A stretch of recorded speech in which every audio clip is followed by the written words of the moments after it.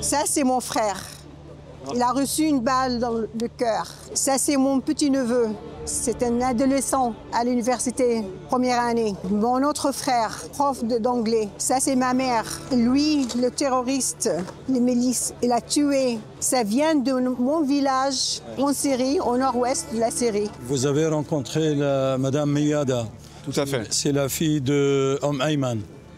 Ayman, c'est une dame syrienne alaouite. Les terroristes de Joulani, ils ont piétiné ses enfants devant elle, morts devant elle. Ces enfants, ils ont été massacrés seulement pour leur confession, parce qu'ils sont alaouites. Depuis la chute du régime Bachar el-Assad, 8 décembre 2024, il y a eu des massacres en Syrie contre les minorités. D'abord contre les minorités alaouites et là récemment contre les minorités druzes. Donc si nous sommes là, c'est pour condamner les massacres, demander à la communauté internationale d'intervenir, faire pression sur le régime syrien actuel. Tout le monde connaît Joulani.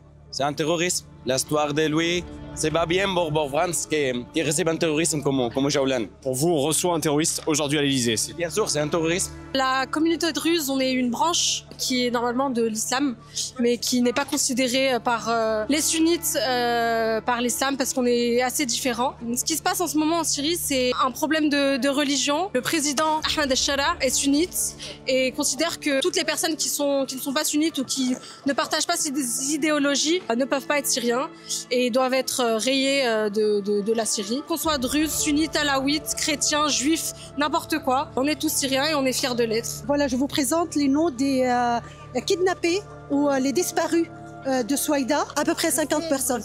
On n'arrive plus à savoir où est-ce qu'ils sont et c'est toujours d'actualité, quoi. Pour vous, l'Élysée qui accueille le président syrien, c'est pas une bonne chose. C'est une mauvaise chose, c'est un encouragement au massacre, au génocide qui s'exécute en Syrie avec son accord, voire avec les ordres de Joulani. On a renversé le dictateur pour le remplacer par pire, le dictateur islamiste qui va massacrer les gens en fonction de leur confession. Les chrétiens sont une lumière permanente chez nous et nous réclamons qu'ils soient défendus pour qu'ils restent chez nous, avec nous.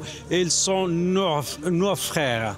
La Syrie, elle doit être, avant elle était chrétienne et maintenant elle est musulmane. Pourquoi vous dites que c'est triste que la communauté chrétienne disparaisse petit à petit de Syrie? C'est triste parce que c'est une civilisation, parce que c'est là-bas le chemin du Christ, les 12 apôtres, les deux qui viennent de Damas, le symbole qui est venu ici, tout ça. Et la Syrie l'a donné on doit avoir notre place, on doit être sauvegardé.